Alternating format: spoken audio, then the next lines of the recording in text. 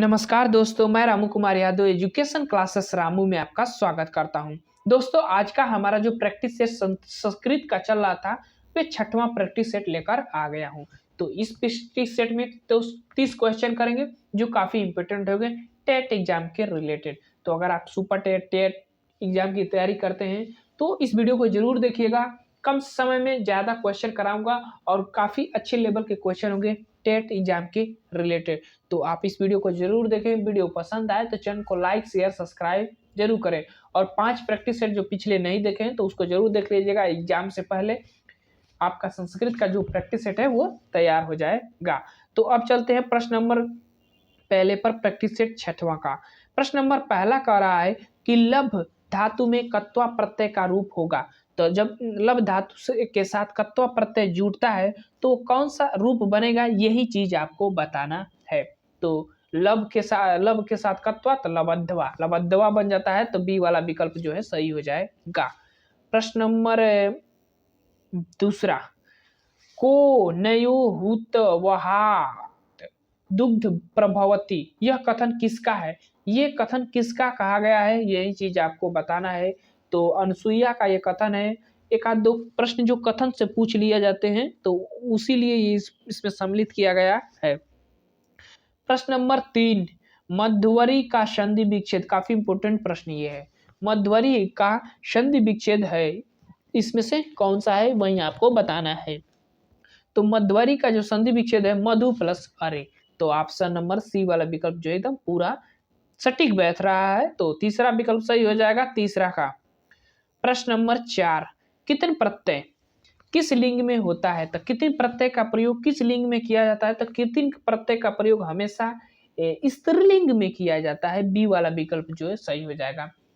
इसका क और त न का लोप होकर ती शेष रह जाता है, याद रखिएगा। प्रश्न नंबर 5, 69 को हिंदी में कहते हैं 69 यानी 30 में एगो कम। तो 30 में एगो कम कौन है? ए वाला विकल्प 5वां का सही हो जाएगा। प्रश्न नंबर 6, द्विरेफा पद का अर्थ, द्विरेफा पद का अर्थ क्या है, ये चीज आपको बतानी है। तो द्विरेफा पद का अर्थ होगा वो होगा भौरा, को द्विरेफा कहा जाता है। डी वाला विकल्प 6वां का सही हो जाएगा। प्रश्न नंबर 7, उपदमान्य का उच्चारण स्थान। तो उपदमान्य का उच्चारण स्थान किससे होता है? तो इसको होता है उच्चारण स्थान ओष्ठ से होता है। तो 7वां का डी वाला सही हो जाएगा। उपदमान्य नाम ओत्सव ऐसे होता है। तो डी वाला विकल्प 7वां का। प्रश्न नंबर 8, निम्न में से वाह्य प्रश्न के अंतर्गत नहीं आता है। तो वाह्य प्रश्न के अंतर्गत संवार नाद विवार आते हैं, लेकिन स्पृष्ट जो है अंतः प्रश्न के अभ्यंतर प्रश्न के अंतर्गत आते हैं। तो डी वाला विकल्प जो है 8वां का सही हो जाएगा, डी वाला विकल्प। अब चलते हैं प्रश्न नंबर 9, और प्रश्न नंबर 9 करा कि लतायाम किस विभक्ति एवं वचन का रूप है। तो लतायाम जो है किस विभक्ति और वचन का रूप है? तो वह रूप है सप्तमी विभक्ति एक वचन का रूप। तो 9वां का डी वाला विकल्प जो है सही हो जाएगा, 9वां का डी वाला विकल्प। प्रश्न नंबर 10, चटका में स्त्री प्रत्यय है। चटका में स्त्री प्रत्यय है, कौन सा है वही चीज आपको बतानी है। तो चटका में अगर स्त्री प्रत्यय की बात करें तो कौन सा है? तो चटका में कौन सा स्त्री प्रत्यय है? तो वह है टाप। टाप स्त्री प्रत्यय का प्रयोग किया गया है। सी वाला विकल्प सही हो जाएगा, 10वां का। प्रश्न नंबर 11, और इसमें कह रहा है कि जिससे नियम पूर्वक पढ़ा जाए उसमें कौन सा विभक्ति होगी। तो जिसमें नियम पूर्वक पढ़ा जाए सीखा जाए, तो जिससे पढ़ा जाता है प्रवक्ता अध्यापक, उसमें कौन सी विभक्ति? तो उसमें होती है कौन सी? पंचमी विभक्ति का प्रयोग करते हैं। तो बी वाला विकल्प जो है सही हो जाएगा, 11 का। प्रश्न नंबर 12, और प्रश्न नंबर 12 कह रहा कि अस्थि किस लकार का रूप है। तो अस्थि जो है किस लकार का रूप है? तो अस्थि लट लकार के अंतर्गत आता है। ए वाला विकल्प जो है सही हो जाएगा, 12 का। प्रश्न नंबर 13 पर चलते हैं। प्रश्न नंबर 13 करा कि सत्संज्ञक प्रत्यय है। सत्संज्ञक प्रत्यय कौन सा है, यही आपको बताना है इसमें से। तो सत्संज्ञक प्रत्यय की अगर हम बात करें तो सर्त्री और सानच प्रत्यय जो वर्तमान कालिक प्रत्यय हैं उसी के अंतर्गत आते हैं। तो ए वाला विकल्प 13 का सही हो जाएगा। प्रश्न नंबर 14 और प्रश्न नंबर 14 करा कि निम्न में से अव्यय पद है।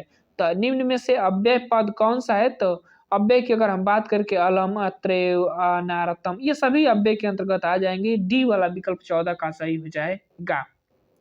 प्रश्न नंबर 15 को भी देख लेते हैं। निम्न में से किस पद को निम्न में से भिन्न पदों को चुनिए। तो एक भिन्न है और 3 एक है, यही चीज आपको चुनना है। तो जो भिन्न की अगर हम बात करें तो ऑप्शन नंबर डी वाला विकल्प काका जो है भिन्न है इसके अंतर्गत। तो काका, कपोला, डी वाला विकल्प जो सही हो जाएगा 15 का। अब चलते हैं प्रश्न नंबर 16 और रघुवंश कैसा ग्रंथ है, यही चीज आपको बताना है। तो रघुवंश एक महाकाव्य के अंतर्गत आता है। बी वाला विकल्प 16 का सही हो जाएगा।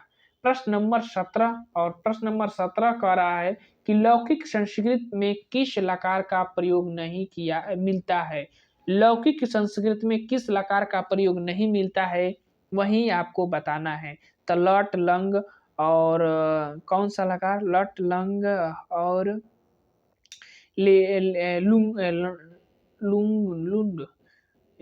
जो लेट लकार जो है नहीं मिलता है लौकिक संस्कृत के प्रयोग में। तो बी वाला विकल्प जो है 17 का सही हो जाएगा। लकार 10 प्रकार के होते हैं, हम लोग पढ़ते 5 ही हैं, तो उसी तरह ध्यान में रखिएगा। 17 का बी वाला विकल्प जो है सही हो जाएगा। प्रश्न नंबर 18 पदलालित किस कवि के लिए कहा जाता है। तो पदलालित की अगर हम बात करें तो वो दंडी महाराज को कहा जाता है। कालिदास को कालिदास, भारवी और माघ को नहीं, दंडी को पदलालित के लिए कहा जाता है, फेमस हैं। माघ तीनों के लिए। अर्थ गौरव के लिए कौन प्रसिद्ध है? तो भारवी, कालिदास, कालिदास अर्थ गौरव के लिए प्रसिद्ध है।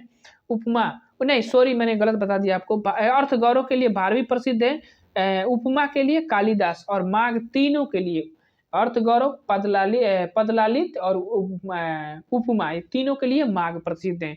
तो इसका विकल्प जो सही हो जाएगा, पदलालित का पूछा है तो दंडी महाराज जी हैं। प्रश्न नंबर 19 और प्रगृहम संज्ञक है। प्रगृहम संज्ञक इसमें से कौन सा है, वही आपको बताना है। तो प्रगृहक संज्ञक के अंतर्गत ये तीनों आ जाते हैं। तो डी वाला विकल्प जो है 19 का सही हो जाएगा। प्रश्न नंबर चलते हैं, अब 19 हो गया, 20। प्रश्न नंबर 20 कह रहा है कि प्रेजते में संधि का विधान करने वाला सूत्र कौन सा है। तो प्रेजते में कौन सा विधान करने वाला सूत्र है? तो वह सूत्र है एणि पर रूपम। तो ऑप्शन नंबर डी वाला विकल्प 20 का सही हो जाएगा। ये स्वर संधि का एक प्रकार के अंतर्गत आता है, पर रूप संधि उसी का ये सूत्र होता है एणि पर रूपम। तो ध्यान में रखिएगा, सब आप संधि पढ़ेंगे ना तो स्वर संधि के प्रकार के अंतर्गत ये आता है। प्रश्न नंबर 21 अशुद्ध शब्द का चयन करें। इसमें से एक अशुद्ध शब्द है, उसको आपको चयन करना है। तो दुखम ऐसे नहीं लिखा जाता है, बी वाला विकल्प जो सही हो जाएगा। बाकी सभी सही है, बी वाला विकल्प 21 का सही हो जाएगा। प्रश्न नंबर चलते हैं 22।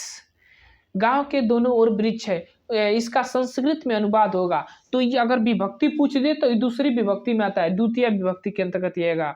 और गांव के दोनों ओर वृक्ष है, तो गांव के दोनों ओर वृक्ष की बात करते ग्रामम उभय, उभय मतलब दोनों तरफ, वृक्षा संति, ठीक। तो बी वाला विकल्प जो है सही हो जाएगा, 22 का बी वाला विकल्प।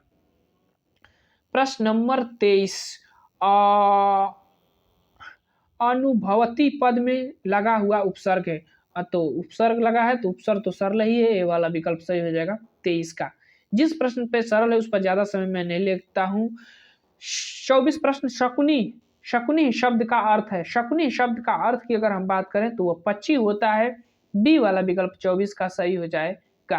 प्रश्न नंबर 25 और 25 कह रहा है कि बाला अधः पठन गच्छति, इस वाक्य में अव्यय आपको बताना है। तो अव्यय अधः दिख ही रहा है, सरल प्रश्न है, तो अधः पर टिक कर देते हैं। विकल्प ये आपके सामने है, ए वाला विकल्प 25 का सही हो जाएगा। प्रश्न नंबर 26, प्रश्न नंबर 26 कह रहा है कि शुद्ध वाक्य है, इसमें से कौन सा शुद्ध वाक्य है वो आपको बताना है। तो शुद्ध की अगर हम बात करें तो अहम ग्रामम अगच्छत, ऑप्शन नंबर डी वाला विकल्प जो है सही हो जाएगा। प्रश्न नंबर 27, प्रश्न नंबर 27 की अगर हम बात करें तो प्रश्न नंबर 27 करा कि त्रिवर्ग के अंतर्गत आता है। तो त्रिवर्ग के अंतर्गत आते हैं, इसमें से कौन सा शब्द 3 है वो जो त्रिवर्ग के अंतर्गत आएंगे? तो धर्म, अर्थ और काम, ये तीनों जो है ना त्रिवर्ग के अंतर्गत आते हैं। तो सी वाला विकल्प जो सही हो जाएगा 27 का सी। प्रश्न नंबर 28 और 28 करा के इकार में इकार के भेद है। इकार के कितने भेद होते हैं? तो इकार के 18 भेद होते हैं। ए वाला विकल्प सही हो जाएगा। प्रश्न नंबर 29 नमः शिवाय, इस वाक्य में शिवाय पद में कौन सी विभक्ति है?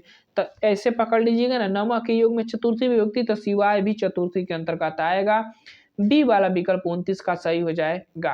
प्रश्न नंबर 30 और इस वीडियो का लास्ट प्रश्न, काफी इंपोर्टेंट प्रश्न, पंच पात्रम में समास है। तो पंच पात्रम में अगर समास की बात करें तो पंच मतलब संख्यावाची, तो डी वाले पर चले जाइए। डी वाला विकल्प जो है 30 का सही हो जाएगा। तो ये थे हमारा प्रैक्टिस सेट 6वां। 30 इंपोर्टेंट क्वेश्चन मैंने आपको करा दिया। वीडियो पसंद आए तो चैनल को लाइक करिएगा, शेयर करिएगा, सब्सक्राइब करिएगा।